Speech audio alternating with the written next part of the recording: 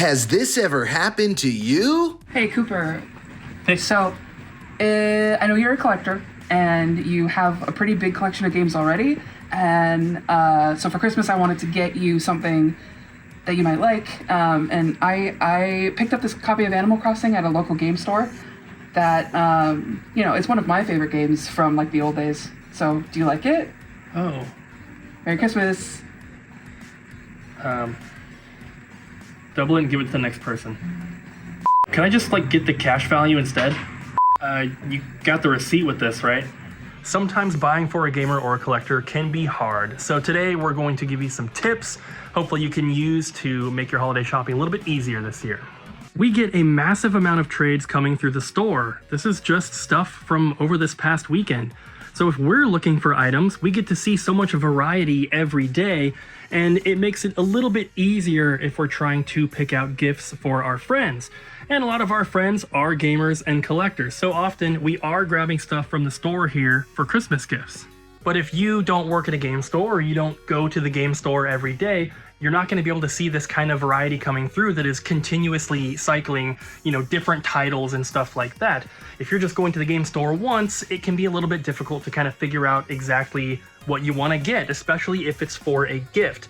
Collectors are probably the hardest people to purchase things for, unless you're also heavily participating in that hobby of collecting whatever it is, in our case, video games. Then it's pretty daunting because you don't want to get something that they already have. You don't want to get something that they're not going to like. Maybe you get a game for a console they don't even have. So the number one rule when buying Christmas gifts or any gifts for a collector is to just ask them what they're looking for. So Ryan, what are you looking for, like, as far as collecting goes? Video games? Yeah, but like what specifically? For like Christmas? Just whatever you're looking for. Oh. Like, what are you currently hunting for or collecting? Like, are you working on a specific set? Are you collecting a certain genre? Like, what is it? Pokemon cards. Good. Sorry. And that probably changes. Yeah, like, I'm always changing what I'm collecting. Like, Yeah. It's never ever one thing, but yeah. But it has been Pokemon cards recently. So recently Pokemon cards, yeah. if, let's say, like, your aunt or uncle or grandma or cousin, somebody was going to get you a Christmas gift, getting you Pokemon cards, especially if it's sealed product, would be a pretty safe bet. Yes, yeah. Because it's not going to be, unless they get you a single that you already have. If they get sealed product, it's going to be something that you're going to be excited to open, you're going to have fun, and there's no worry of like, oh, Ryan probably already has this or something like that. Yeah, I would like the random packs more than singles that I might already have. Yeah. Definitely. Especially if, like, someone who doesn't have much knowledge on the cards, like, they might see a card and be like, oh, this is perfect. But, like, the condition could be, like, horrible and they just don't know. So it's like, right. Dang. And so before I asked you, I was thinking that you were going to say, like, Game Boy games or something like that. But that just illustrates my point, is that you have to ask because you never know. Yeah. And you just, you proved it, like your current interest kind of shifts and changes. I know Colton's does a lot. Oh. So you always just have to ask and see what they want. It's fun to surprise people, but sometimes it's better to get them something they actually want. Yeah, always ask, for sure. We actually just had a lady in here today looking at the Five Nights at Freddy's game here for the Xbox.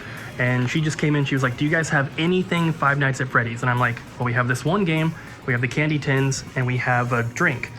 And she was like, I don't know if he has this. She's talking about, her grandson or her kid, whoever it is. And she called and she was like trying to ask what he had without just directly saying it. She's trying to keep a little bit of surprise.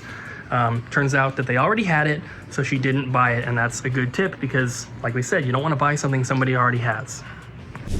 So Ariel, what happens if you ask Bobby what he wants, and he's like, oh, well, I've been eyeballing that factory sealed PS2 you got that we have here at the store, and you're like, I don't have $1,000 to spend. Bobby, I love you. I can't spend $1,000 on you. I got car payments. I'm not paying for a car. I'm borrowing my dad's car. Anyway, let's go this way. So what do you do when you can't get the thing that they want? Either it's too expensive, it's too rare, you can't find it, or just variety of reasons. Yes. You could consider getting some cool merch for that person. It doesn't have to be vintage, but sometimes you can find some vintage stuff on eBay that's pretty cheap. It's really cool. But we sell stuff like these pixel frames. That's like a lenticular sort of deal. These ones are really cool quality. Anything that is something smaller. Oh, we also have our Pokemon charms that we always love to show people. You know, these kind of things, they can be stocking stuffers. They can be just straight up gifts to that person, and it shows a bit of thoughtfulness where you're like, hey, I can't buy you a $1,000 PlayStation 2 thing, but I saw this cool, you know, this official PlayStation 2, like, they have those Nintendo, like, keychain clickers that are, like, real controller buttons. That sort of thing really goes a long way, I feel like, with thoughtful gift giving. Yeah, because it may not be the exact item that they were hoping for, but it shows that you are paying attention to what they want. You know their general interests, and yeah, maybe they say PS2 and you can't find that, but maybe you know that they love Yoshi, so you come and pick out a couple Yoshi plushies, and you know, hopefully there's a bunch of different colors, so hopefully you get one that they don't already have. Right. But like Ariel said, it also makes for great stocking stuffers. And if you are looking for something like that, especially if you have like kids that you need stocking stuffers for, we have lots of awesome stuff that is perfect for that. All of these are 100% officially licensed little candy tins, and they're made of metal. So not only do you get the candy inside, which, you know, fun, but you get this little tin, and even if you're not going to use it for anything, one of these little mushrooms is just a cool little thing to sit on the edge of your video game shelf, and, you know, I think it's fun. I have stuff like this around my game room, and it's just a nice little way to add some little pops of color or whatever it is. And, you know, maybe Link is your favorite character, so you can get the Link one, or maybe you love Bullet Bill, so you can get one of those. And if you have one of those, you could even turn it into a geocache and hide it somewhere outside of your store. But it's not just the candy tins. We also have little Earthbound keychains. We have these official Namco and also Sonic the Hedgehog stickers. There are other little keychains and stuff. We have little things like this all around the store. So if you need stocking stuffers, Retro Game Store, not just ours, but pretty much any retro game store, is a great place to find little things like that. Maybe you're shopping for somebody who's a hardcore collector. Say they have like all the Dreamcast and you're just not quite sure what to get them and you're running out of ideas. So say the person you're collecting for has a full Dreamcast collection. Well, then something you could add to their collection would be Homebrew Games. These are something that not every collector has because they're kind of obscure, but it's a fun way to add to their collection and get them something new to play on their old system. But it's not just Dreamcast. There are Homebrew Games for basically every retro console. We have a couple more here for the Atari 2600. We have plenty more of these. We have a bunch of ColecoVision ones as well. And like Jess said, I think it's a pretty cool option to get someone who already has a massive collection some homebrew games, because a lot of collectors don't look for this stuff, and it's maybe something that they can use and play with on their favorite console that they didn't experience before. And a lot of these homebrew games, sometimes they're much better than all of the official releases because technology has advanced and techniques to make games on these retro consoles has improved. So a new game that comes out for Super Nintendo, for example, might be like one of the most graphically impressive Super Nintendo games you've ever seen. Just kind of depends on the game. And real quick, I just have to mention this, which I know we've talked about quite a bit in the recent videos, but Corey's Joy Drive. Some people can't afford to buy a bunch of gifts for friends and or family during the holidays, during Christmas, birthdays, whatever it is. There are always options. So if you're local to the Vancouver area, there's all these places that this toy drive is benefiting. And if you need help, you can hit up these places and I'm sure that they'll be able to help out. There's a thing here that you can scan, you can pause or take a screenshot of that if you need to. But like I said, not everyone can afford to get a bunch of gifts. So if you have family, especially if you're a struggling parent and you have kids and you want to make sure that they have some fun stuff for the holidays, reach out to a place. I'm sure that, these are the local places here for Vancouver, but there's places like this all over.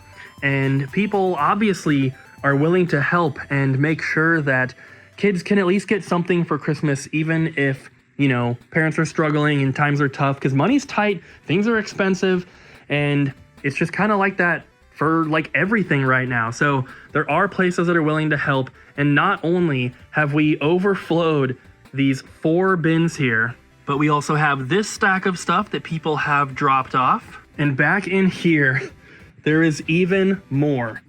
So all these boxes here, not that one, but these boxes, this completely full of toys and stuff. And I think maybe this big one down here as well. So obviously, huge shout out to anyone that has dropped off stuff. This is going to make Christmas for a lot of families, and it is super, super appreciated. We have also been doing what we can to help. We placed another order from our distributor for $500 worth of plushies. And I think we talked about this in a recent video, but that box is back there as well. We've been donating a ton to the bins ourselves. We put toys in here. We put a couple Switch 2 games in with the Switch 2 that was donated. We've put lots of plushies. We've had people through Whatnot donating as well, buying plushies on the stream and then donating those.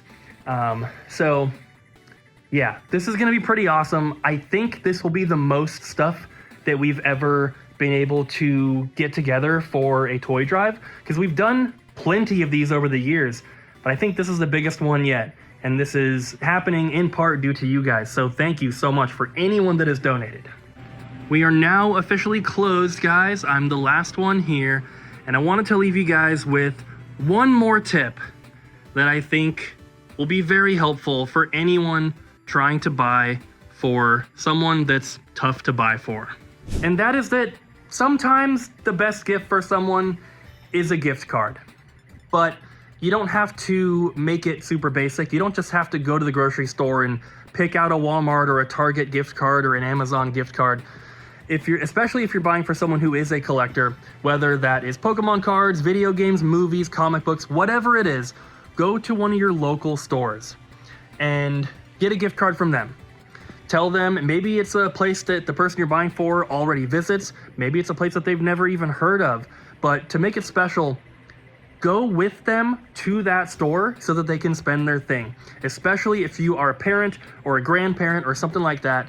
If you're getting a gift card for your grandchild, take them to that store to spend that gift card. Go together, build that experience with them, because it's so much more special than just, hey, this card showed up in the mail and I got $50 to Walmart. That's not quite as special as Grandpa got me a $50 gift card to the local Pokemon card store.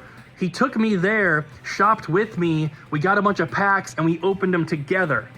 That is a memory that kid's going to remember for quite a long time, and it makes a much bigger impact than just some random gift card to a random place. So gift cards are kind of seen sometimes as like not the best option for a gift because they're not really personal, there's no real thought put into them.